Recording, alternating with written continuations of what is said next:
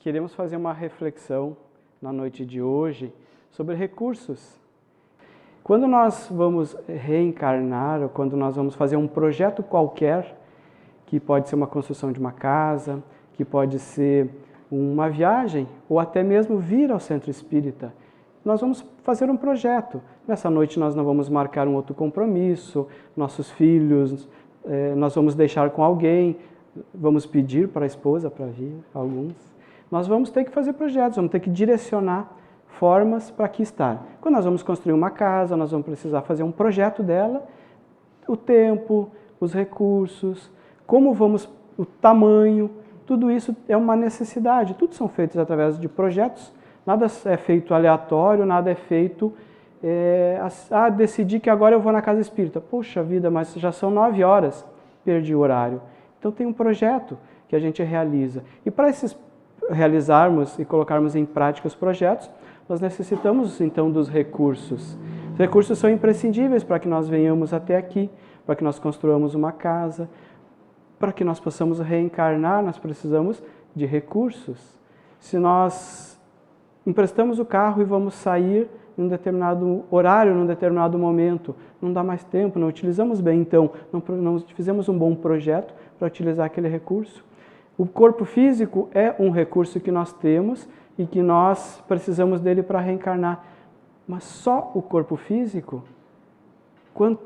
Quantas outras coisas nós precisamos enquanto recursos para que nós estarmos e pudermos, enquanto alma, enquanto espírito encarnado, conseguir realizar o nosso projeto naquele tempo em que foi projetado, utilizando melhor, com eficiência, eficaz.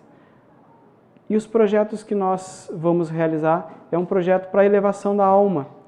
E que ao longo das nossas encarnações, das nossas reencarnações, nós não viemos utilizando muito bem. Nós estamos perdendo algum tempo, imaginando muitas vezes que nós somos físicos, materiais, que o nosso projeto aqui é para que possamos ser ricos financeiramente, para que possamos crescer muito e avolumar bens materiais. E nos enganamos e discutimos, brigamos, matamos ao decorrer dos séculos, dos milênios. Em todas as nossas reencarnações, fizemos coisas boas, utilizamos bem os recursos, mas muitas vezes utilizamos de forma equivocada. O próprio corpo físico, quanto hoje nós percebemos de pessoas que acabam desencarnando muito antes do que poderiam ainda viver em função da má utilização dos recursos. Esses recursos tão necessários para nós, muitas vezes da cólera. A cólera é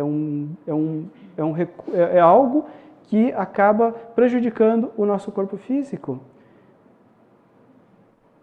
A má alimentação, os pensamentos, a nossa vivência em desequilíbrio, muitas vezes, em desequilíbrio com o quê? Em desequilíbrio com as leis naturais, que são as leis de Deus. As leis de Deus que não são as leis civis. As civis, elas mudam de tempo em tempo, de país em país, conforme nós vamos tendo que nos adaptar. Mas as leis de Deus sempre foram a mesma. E nós queremos iniciar essa reflexão falando dos tempos de Paulo, há mais ou menos 2000 anos atrás, uma pequena reflexão de alguém que acompanhou Paulo por algum período, na segunda viagem que ele fez, depois que ele já deixou de ser Saulo, em que ele já deixou de ser o doutor da lei, e que ele viaja levando a palavra de Deus, que veio através de Jesus, mas Jesus não mais habitava aqui entre nós fisicamente. Então, Abiel, que era um personagem da época, ele tinha um poder econômico bom, passou por um lar com pais bons, que educaram a ele de forma simples, mas ele, no ofício do couro, do artesanato, ele conseguiu juntar um bom dinheiro. Então ele tinha, à época, bons recursos. Só que, infelizmente, ele vai utilizar mal esses recursos. Ele casa, ele tem uma filha, mas ele se engana, ele se desequilibra com as leis naturais de Deus. Ele já tinha reencarnado com essas duas personagens, que é a esposa e a filha, para que ele pudesse, nessa reencarnação, há 2000 anos atrás, reequilibrar uma dificuldade que ele tinha, um engano que ele tinha tido através das ilusões, já em vidas anteriores a ele, a essa que ele tinha, que ele estava vivendo a reencarnação nesse período. Então ele se engana e, como ele mesmo conta, entre braços e abraços femininos, ele se ilude. E a esposa pega um dia a filha muito pequenininha, anoitece, mas não amanhece. Então ele, a partir daí, ele começa a olhar para dentro dele. Quando ele perde esse recurso, esse amor que ele tinha e era verdadeiro, mas se iludiu, se enganou, e a partir dali ele começa uma nova jornada de voltar para dentro dele mesmo. Pensa inclusive em se matar, em se suicidar, em fugir da vida, como se fosse alguma saída, mas não é, e nós sabemos muito bem que não é uma saída, é aumentar muito seriamente o problema que estamos, deixando para frente a resolução desse problema ainda muito maior. Então ele ouve falar, e aí não é uma coincidência, é preparado pelo plano espiritual, ele ouve falar em um ex-rabino que acolhe com seu verbo, com a sua fala, as dores, as aflições, e encaminha-os para aquele nazareno, aquele carpinteiro que já não estava mais ali, e ele sente uma necessidade de ir atrás desse ex-rabino, que ele lembra, que ele conhece por nome de Saulo. Quando ele chega num determinado local e ele percebe que ali tem pessoas agrupadas e tem uma pessoa que fala, e que fala de acolhimento, e a frase que ele está nesse momento falando é a seguinte: alegrai-vos, vós que trazeis os joelhos desconjuntados e o coração sob o peso das aflições da alma. E ele para, fica olhando, mas ele não reconhece porque traz um novo nome. Quem está falando é Paulo, porque ele se informa. Mas era Saulo que ele procurava. Mas ele identifica nas palavras que ele vai falar, que ele fala de Jesus. E vejamos que aqui ele vai falar que traz os joelhos desconjuntados e o coração sob o peso das aflições da alma. Quem está com um peso? O coração. Mas o coração não é a alma. Então, ela está sobre as aflições, o coração está sob o peso das aflições da alma. E a alma é esse ser imortal, ou seja, nós, que habitamos um corpo físico, mas continuaremos a nossa existência, continuaremos a viver, que continuaremos a existir. Mas pesa o nosso coração muitas vezes, então ele reconhece que ali está alguém que pode ajudá-lo. E depois, ao final, ele fica ali e Paulo chama-o para conversar. E ele então vai dizer para o Paulo que ele estava procurando a ele. E claro que Paulo já conhecia, mas ele não fala nada nesse momento. Mais tarde que ele vai ter uma conversa, que vai dizer que ele estava aguardando Abiel para que ele não se suicidasse, porque ele estava sendo programado, inclusive, para numa determinada localidade, depois que acompanhasse Paulo, em ficar e utilizar os recursos que depois ele vai apresentar que tem, que são de cura.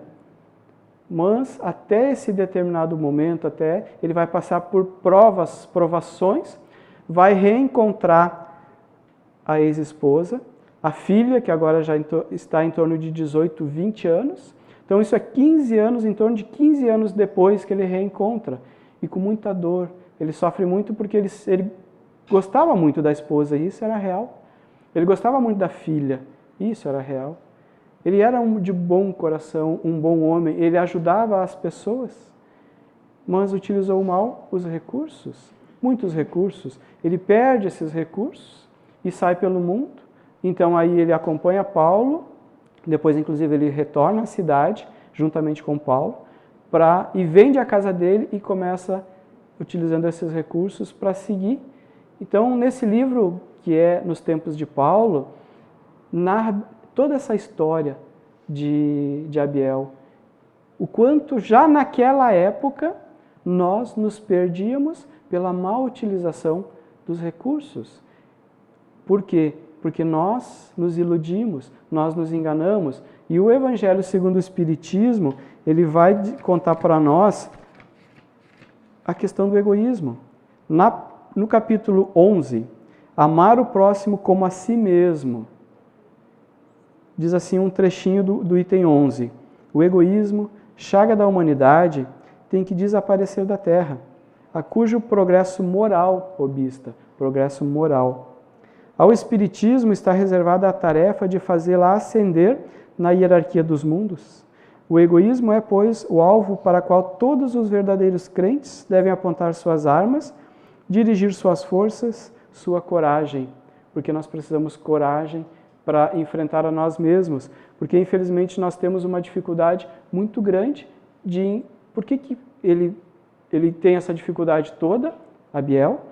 Pelo egoísmo. Porque ele queria ser feliz, porque ele não olha no primeiro momento para a esposa fiel, que está ao lado dele, a filha pequenininha que precisaria dele para desenvolver, para ser educada, para ser direcionada na vida, mas ele pensa em si mesmo. É o egoísmo. É o que nós falávamos no início. Imaginarmos que o nosso projeto aqui é um projeto material. Não é. É espiritual e junto, espiritual para a nossa alma, e junto com o projeto de cada um que está ao nosso entorno. O cônjuge, o filho. E é bom para eles? Não. É bom para cada um de nós.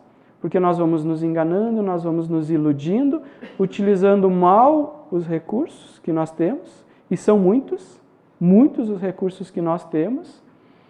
Um recurso impressionante de Deus é o do perdão e do amor. Porque se Deus fosse dar a nós todo o nosso passivo de todas as nossas existências, nós não teríamos nem capacidade de caminhar. E aí entra o amor. Por isso, amor e justiça. É justo que passemos por determinadas situações, mas Deus é amor. Ele não quer cobrar toda a dívida, ao contrário. Ele quer que a gente trabalhe. O trabalho existe de várias formas. O trabalho de laborar em benefício de nós mesmos, em benefício daqueles que estão conosco, isso precisa coragem, porque senão nós não vamos vencer. Por que o suicídio ele vem tão forte quando a gente tem uma dificuldade? E Abiel já pensou nisso. Ele tinha toda uma vida, toda uma existência, e ele continuava ainda jovem, ele ainda continuava com bens econômicos, financeiros, mas quando ele perde aquilo que ele realmente mais amava, que aquilo que não tinha valor, que era a família não tem valor. Aí que ele percebe, ele olha para dentro dele e vê o quanto está enganado. Digo coragem porque dela muito mais necessita cada um para vencer-se a si mesmo do que para vencer os outros, que cada um, portanto, empregue todos os esforços a combatê-lo em si, certo de que esse monstro devorador de todas as inteligências, esse filho do orgulho, é o causador de todas as misérias do mundo terreno. É a negação da caridade e, por conseguinte, o maior obstáculo para a felicidade dos homens. Então, sendo egoísta, Abiel não conseguiu a felicidade. Ele conseguiu a ilusão. Ele conseguiu momentos de felicidade irreal, que é a felicidade que logo adiante vai nos mostrar que nós nos enganamos, que nós nos iludimos e que erramos. O caminho é o da infelicidade. O que é a infelicidade hoje para nós? Não termos recursos, porque eu digo, se eu acertar na Mega Sena, quanta gente eu poderia ajudar? Mas será que ao contrário eu não estou tentando negociar com Deus e estou me enganando? Porque o dinheiro é um recurso. E se ele fosse a felicidade real, não levaria ao suicídio, não levaria à miséria das almas humanas. Então ele é um recurso que, claro que se bem utilizado, ele pode trazer uma felicidade mas sem mescla, sem...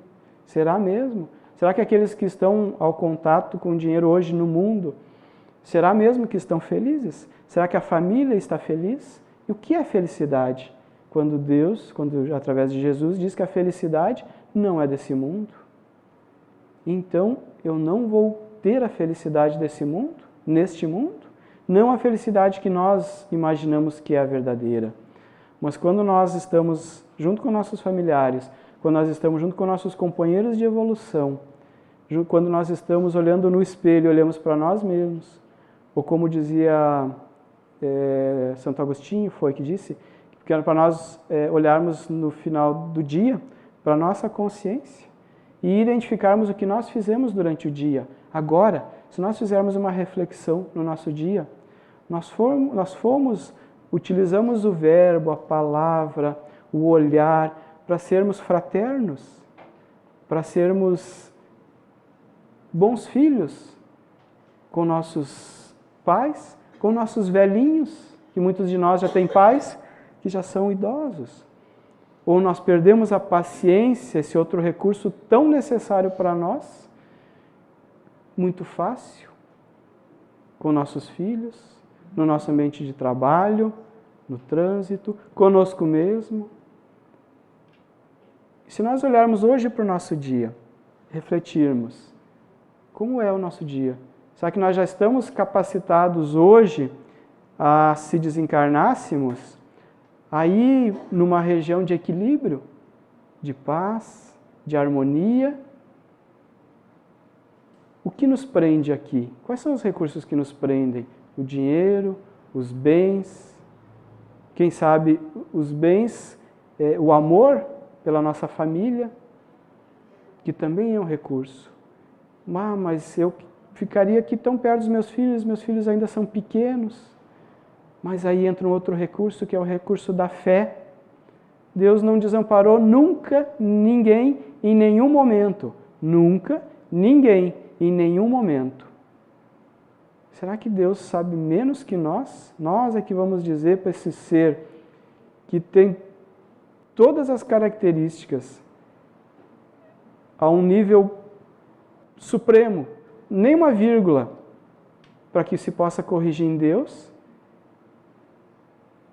Nada. Foi Ele que nos criou, foi Ele que nos colocou aqui, foi Ele que nos deu as oportunidades, foi Ele que fez o nosso projeto de vida, que permitiu o nosso projeto de vida. É Deus. Nós vamos dizer para Deus como tem que ser. Falta o recurso da fé. É a fé que é difícil? Claro que sim, não é fácil. Quantos espíritos, quantos irmãos que chegam a um trabalho mediúnico e que questionam essas situações? Mas quantos irmãos que estão para desencarnar e que gostariam de voltar, não para fazer negócio físico, monetário, econômico, financeiro, mas para abraçar os seus familiares? Nós já vimos isso. Sabemos que essa pesquisa ela existe, porque a consciência nos aponta muito seriamente para aquilo que é verdadeiro quando nós estamos para desencarnar. E quando desencarnamos, que estamos no mundo espiritual, que não morremos, que não deixamos de existir, o que nós temos para apresentar olhando para nós mesmos? Uma fé construída em cima de atitudes diárias, que não é fácil no mundo e no Brasil como nós vivemos hoje, em que a insegurança do amanhã, ela é muito grande. Mas a culpa não é dos políticos.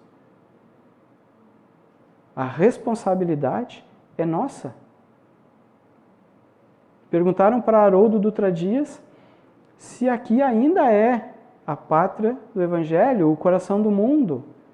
E ele diz que sim, mas parece que não é verdade? E por que ele diz que aqui é o coração do mundo e a pátria do Evangelho? Porque aqui ele acolhe aos devedores para serem evangelizados. Então é a pátria do Evangelho. Uma biblioteca está ali, ela é uma biblioteca, ela é a pátria dos livros, não porque recebe pessoas extremamente evoluídas, com um intelecto enorme. Não, pessoas que vão ali para se capacitar para isso. Ficou claro quando a gente pensa dessa forma. Então é a pátria do Evangelho porque recebe espíritos com uma necessidade de Evangelho muito grande. Porque quem sabe se nós reencarnássemos na Europa, que já tem um nível financeiro, um equilíbrio maior, será que nós não nos perderíamos de novo pela má utilização dos recursos, pelo egoísmo? Aqui é dia a dia, é matar um leão por dia. E mesmo assim nós nos equivocamos, nós ainda achamos tempo para o ócio, para o desequilíbrio dessas situações em que narra, em que a Biel se perde. Quantos recursos nós temos? Jesus, ele diz que um recurso, uma semente, ela pode germinar por 100, por 60, 60 por 1, 100 por 1, 30 por 1, mas a nossa fala, ela germina quanto? Nesses dias em que nós precisamos plantar o otimismo, em falar bem das pessoas, porque a maior parte da população é do bem, nós utilizamos para que esse recurso? O pensamento. Nós produzimos e geramos o que com o pensamento, com esse recurso? O corpo físico. Geramos afundamento no sofá ou nós geramos uma ida ao centro espírita, na hora da irradiação vamos lembrar daqueles que têm uma necessidade, ou levar um pão a alguém, ou sair de bicicleta com os nossos filhos. Lembramos ainda dessas situações? Usar os recursos não são para coisas grandes que ainda não estão para nós. A nossa missão é ser um bom pai, porque no Livro dos Espíritos é perguntado se a paternidade é uma missão. E os Espíritos respondem assim, é, sem contradita, uma missão. Que afirmativa maior? Então os nossos filhos precisam de nós, urgentemente, não é para amanhã, é para hoje à noite, é também para amanhã, é para depois da manhã. Usar o recurso do estímulo para eles, para que eles possam crescer direcionados para ganhar muito dinheiro? Não. Primeiramente para ser felizes, para ter um equilíbrio com as leis naturais de Deus. E crescer enquanto almas. O resto vos será agregado. Vos será acrescentado. Parece tão simples, nós sabemos disso. Mas então por que nós temos essa dificuldade tão grande, tão séria, para nós colocar em prática? Quem já me viu falar aqui, eu gosto muito da parábola do filho pródigo. Hoje eu quero dar um outro direcionamentozinho. Em perguntas. O que ele, filho pródigo, fez com os recursos? O que ele fez com recursos? Primeira coisa, então se nós acertarmos na Mega Sena, o que normalmente nós falamos? Eu vou parar de trabalhar. Ali nós já acabou a conversa, não vem mesmo. Que bom. O trabalho é uma necessidade para a alma, para nós. Nós vamos lembrar lá no nosso lar, no filme, em que a senhora chega e pede ao ministro que ela quer visitar os filhos na terra. E ele pergunta, mas quanto tens de trabalho assim para apresentar, para fazer essa solicitação?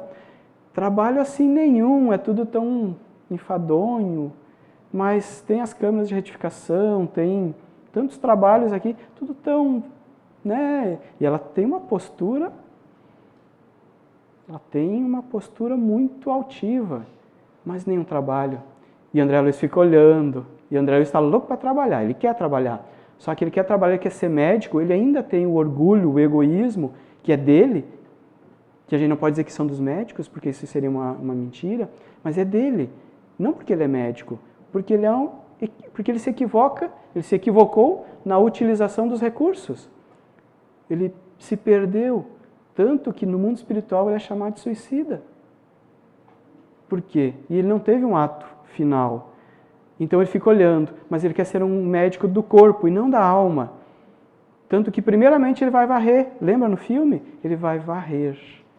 E Jesus, ele vai lavar aos pés dos apóstolos na última ceia, logo antes de ser entregue, demonstrando como nós aqui devemos proceder. Aquele que quer ser servido, que tem que ser o que mais serve, o que mais veio para servir. E como a gente percebe essa renúncia, esse servir, e eu sempre repito isso nas mulheres, porque a mulher ela tem sempre uma vida mais difícil, com mais que tem que renunciar mais à própria vida. Isso é só nós analisarmos. É bem simples isso. Se tem um carro, é do marido. Se tem algumas... a mulher sempre tem uma segunda jornada em casa. Nós homens sempre temos um pouquinho menos. Ajudamos. Tem homens que já ajudam mais, sim. E tem homens que ajudam até às vezes mais que a própria mulher em casa. Mas, se nós olharmos para as últimas vidas, o quanto nós, espíritos encarnados como homens, estamos devendo muito. Nós temos uma necessidade de evolução. Ajudar. Tomar a frente. Não esperar. Ser proativos. Utilizar bem os recursos. Então, não fazer como filho pródigo e pegar o mundo, a estrada e esquecer de todas as obrigações que nós temos. Enquanto ele tinha recursos, o que voluntariamente ele faz? Se afasta da casa do pai. Voluntariamente. Ninguém forçou ele. Enquanto ele tem recursos. Isso nos leva à próxima questão. Os recursos duraram para sempre? Nosso corpo físico vai durar para sempre? O próprio pensamento vai durar para sempre? Nossos velhinhos, né? Fala uma coisa para eles, daqui a pouco, o que era mesmo? Quem é que é tu? Sou teu filho. Não lembra mais. Nem o pensamento, não, nem nessa encarnação.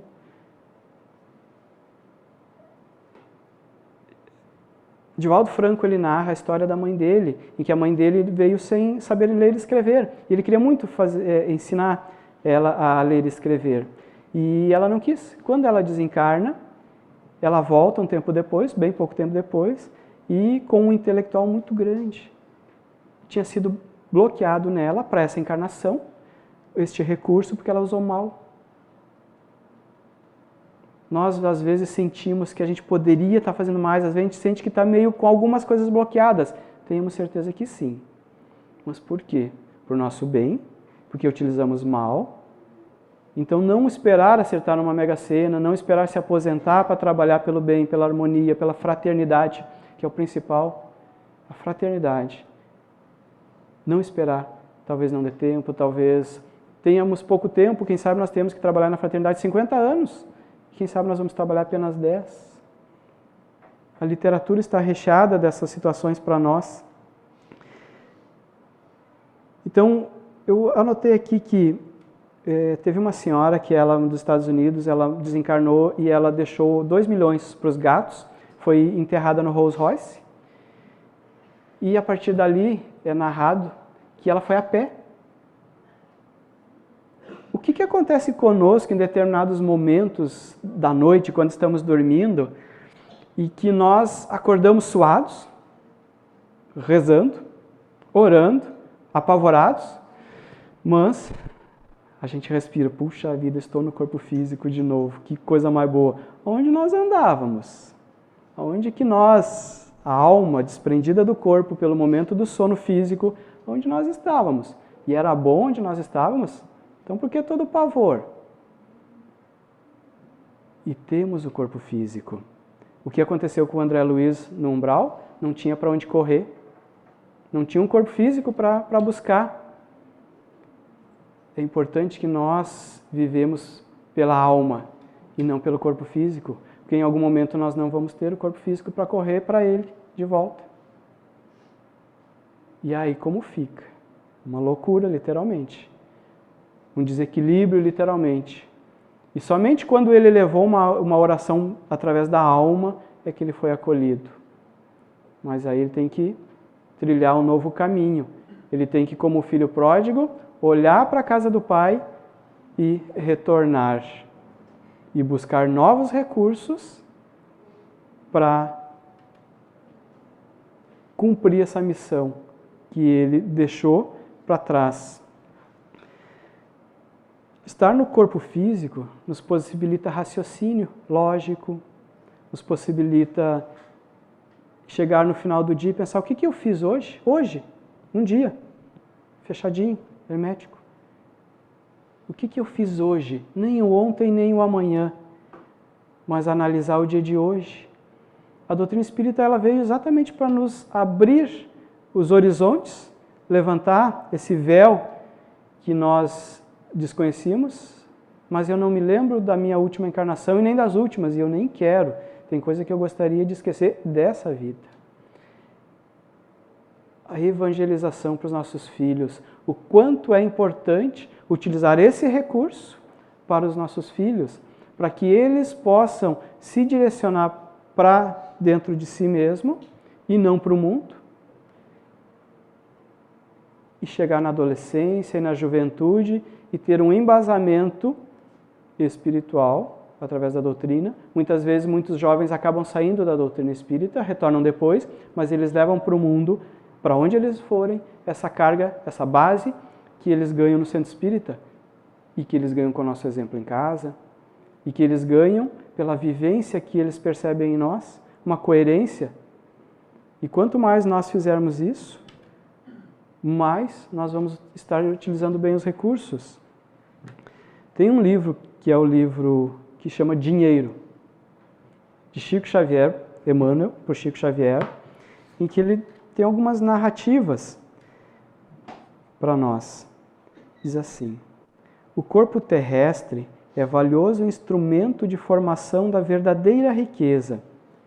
Mobiliza-o em teu próprio favor no fecundo campo da vida. Tens o primoroso equipamento do cérebro. Aprende a produzir com ele pensamentos que te enobreçam a estrada, conquistando o apreço e a estima dos semelhantes em teu próprio benefício.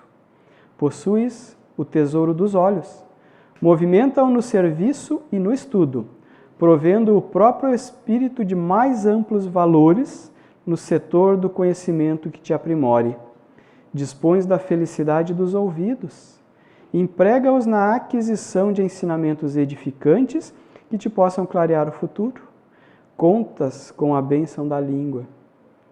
Usa-lhe as possibilidades, emitindo o verbo sadio e fraternal, que te assegure a confiança e a simpatia dos outros.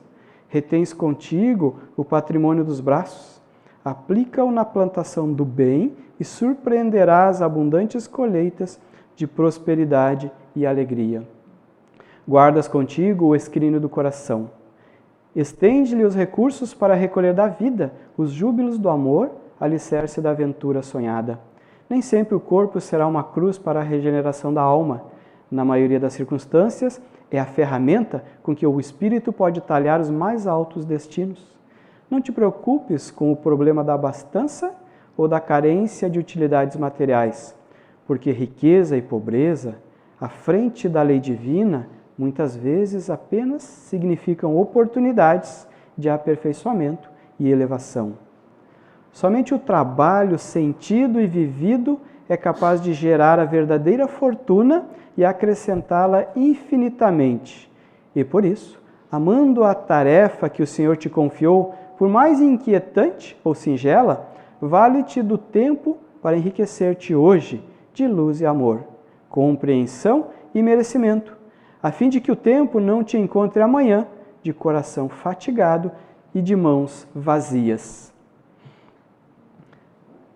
Abiel, ele acabou num ato que ele foi para salvar aquele que hoje, que à época era o atual companheiro que ele reencontra no caminho da ex-esposa dele, num ato para salvá-lo quando os romanos iriam com o cavalo para cima deles, ele salva a vida dele, só que ele leva uma patada e ele quase desencarna, mas ele perde a voz. Quanto ele utilizou mal essa voz?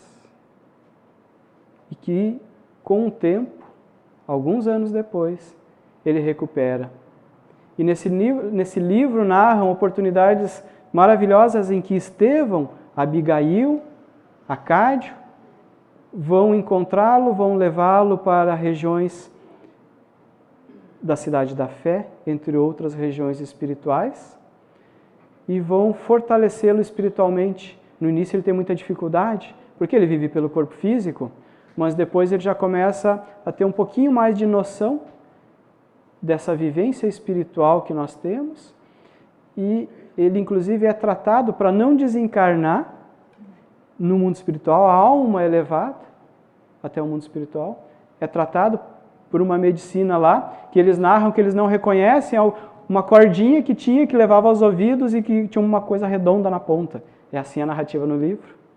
Tão real, tão natural para nós hoje. Então, que utilizamos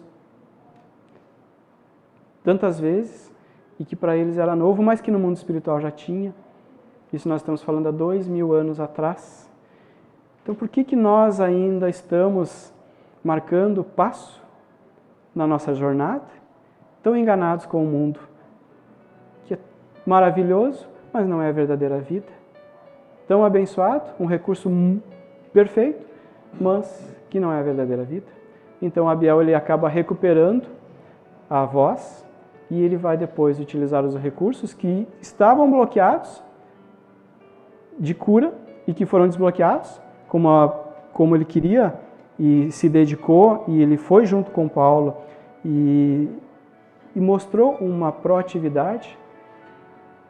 Foi dada uma oportunidade para ele, ainda naquela vida, quanto importante é numa vida, nessa vida agora, ele trabalhar em prol de pessoas para que ele pudesse, então, concluir um projeto que era para aquela vida.